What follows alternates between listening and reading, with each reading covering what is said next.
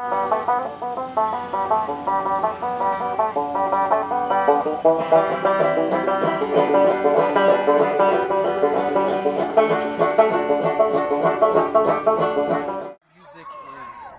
a universal language for our species, so I'd say that music is something that brings us all together. Music is a way of expressing your feelings and tells a lot about one's generation. Music to me is life. Music forms your identity and places who you are in society. Kind of means like a way to express yourself to me. It's just a way artists can say how they're feeling or what they want others to know they're thinking. When it comes to music, I really like to try to branch out. It's kind of my escape in some ways, whereas like growing up, if I didn't have a lot of friends, I would always rely on my music. I would always look to it to get me through certain situations. I hate that answer. I listen to everything, but it really just depends on like what I'm in the mood for. Like if I'm in the mood to shake my booty, then I'll listen to hip hop. But if I'm in the mood to chill, like I'll listen to like Jack Johnson or something. When I was younger, I still love the music, but this whole idea of subcultures, like the rockabilly subculture, like psychobilly. I prefer to listen to older music, like classic rock, like the Beatles, Rolling Stones, bands back then, and even old jazz, like from the 20s and 30s and 40s. I listen to a lot of classic rock, a lot of alternative indie music. Reggae is really cool. I guess with piano, like Elton John is really great. I play a lot of that on piano. He's really good. I'm a really big fan of Taylor Swift, obviously.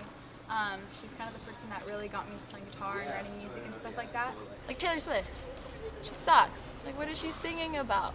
She makes her own music, sure, and people love her for that, but it's like, so does everybody else that's not cute and acts like they've never had sex before. I think natural instruments definitely give a more feel, like a more real feel to the music. I know I prefer that. Like the older music is so much better because you can really hear the instruments and like all, like you can hear them actually singing, whereas a lot of the stuff now sounds super digital. I think using software such as stuff on that we all have through our Apple computers, most of us, young people.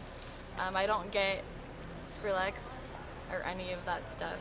For me, I support it because I'm a recording artist myself, so I do a lot of stuff digitally at home.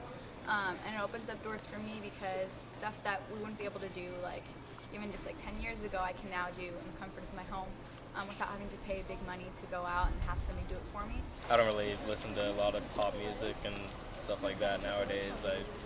I think these days you really have to like dig deep to find better music, which kind of sucks. I've kind of lost interest in current day music. I'd rather go back to the stuff that was made a few years ago and years before that, because like you said, it's natural and you really get the humanistic characteristics out of the music. I think that I don't know, for me it just does something to me when I'm listening to it. Like when you hear a whole orchestra playing, you know, all those people got together to play that song. As opposed to someone, you know, in their garage, if you will, with a bunch of, you know, programs, digital programs. Those old records were real. The artists were real. Everything was real. There was no digital effects. There was no digital effects. So, I mean, everything they did, they worked hard to do, and they formed it, and that's why you get the sense of realism. It's good. It should always be around. It's always been around. It'll be there forever, and there are bad people out there, but for just as many bad people, there are good people out there.